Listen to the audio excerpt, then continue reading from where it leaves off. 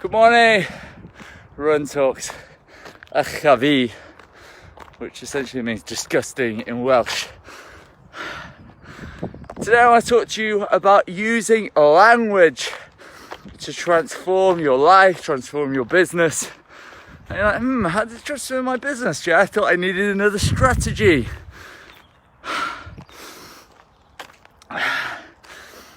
One of the big things I use in my coaching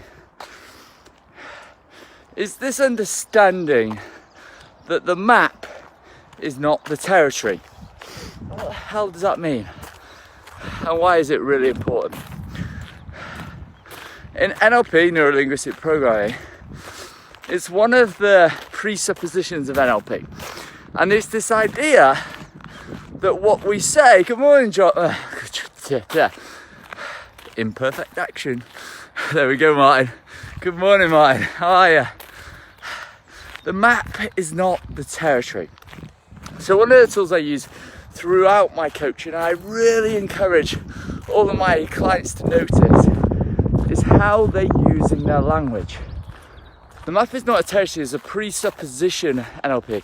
It's presupposed that what you actually say and what you actually mean are two completely different things. Now, if you're in a relationship, or you've ever been in a relationship with a woman, or even a woman with a man, probably in a relationship with a woman,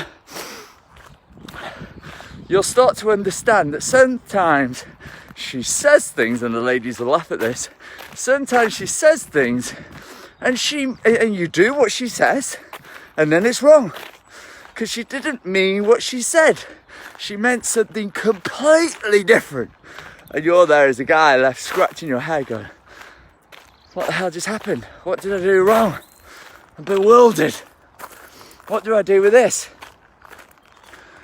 I often hear people use language such as they, other people, as in it's nothing to do with myself. And I use this observation because that is called the generalization that other people, something outside of me happens, when the reality is everything happens inside of you. So we have to be responsible for our language. And I mirror back to them and encourage them to actually shift their language to, I do this. This is my experience. And this is powerful when it comes to transformation.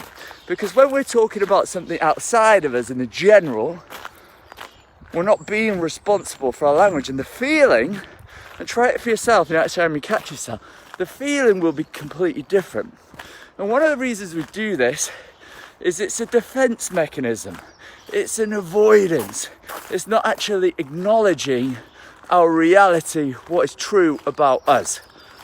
Because if we're speaking about other people, it can't be us.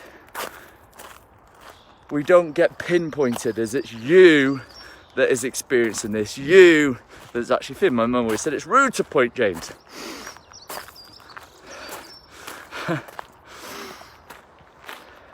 And it stops us from being vulnerable. Now, how does this apply to the map is not a territory? Well, clients always speak to me and they say one thing, but as a coach, I'm trained to understand that beneath that is the deeper meaning to what they're saying. So they will say things like, oh, I just wanted to spend time on social media. What they might actually be saying is, I distracted myself with social media because I was too scared to step in and do the thing that was uncomfortable. Now that's just a made up example. But what happens when we become intimate with our language, when we don't speak to fill space, another tool I use in my coaching, and it's really uncomfortable for my clients, but it gives breakthrough, is I leave long pauses.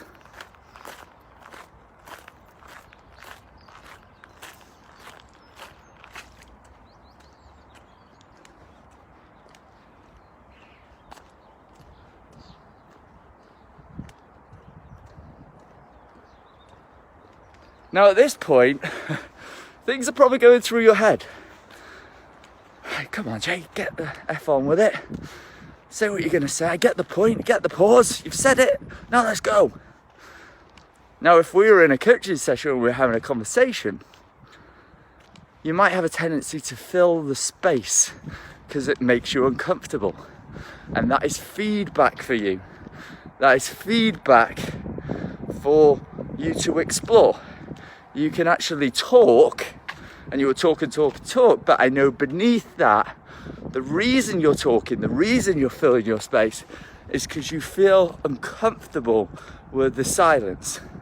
You have a need for control or a need for certainty, or you're just like, I don't know what to do, so I'm going to speak.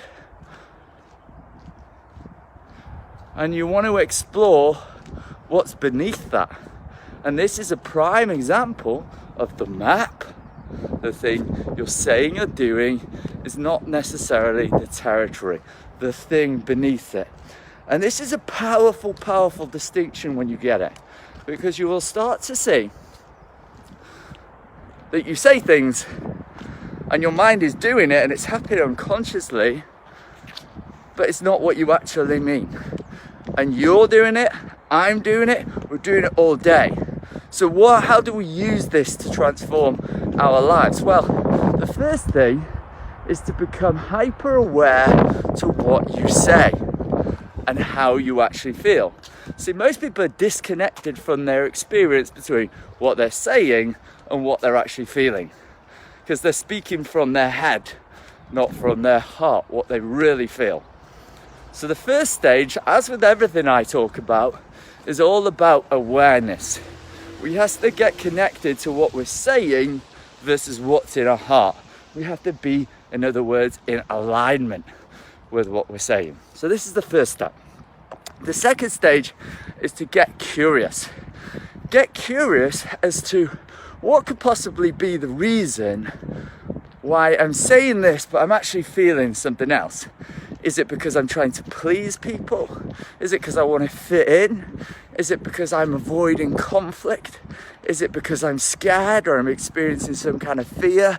What is it that's going on? And we have to be curious and we have to query our experience, because deeper beneath that is an opportunity to heal, to process, to grow different emotions, see what our limiting beliefs are, see what the things that are keeping us stuck, keep us holding back. So that's stage 2. And as we move through those, we shine a light on them. I always say that darkness can't exist in the light. This is called your shadow. This is the part of you that you avoid showing to the world. You hide it because you're worried that people might not like it, or people might judge you, or people might hurt you. So you hide it, you cram it down. It's called your shadow. And all we're doing through this process is shining a light on it. And guess what? When you shine a light on it, the darkness fades away. In other words, you start to release these emotions. You start to shift these beliefs that you have. You start to loosen their grip on you. And this is how you start to transform. So first one, get connected to what's going on, become aware. Second one, be curious. And the third, start to be really intimate with your language. The two most powerful, because this is going to reveal a powerful thing about how you see yourself, your identity. When you get intimate with your language and you consciously, i.e. you think about it and you go, I know what I want to say. And I was going to jump in and say that, but the way I'm going to articulate it is bam, bam. And with practice, you get really good at this. So for example, I'm very careful about using the words I am. I am are two of the most powerful words in the English dictionary for transformation, because I am is a label. I am resembles something related to your identity, how you see yourself, and you're going to behave in accordance with how you see yourself, the labels that you've put on yourself. Good morning, Debbie.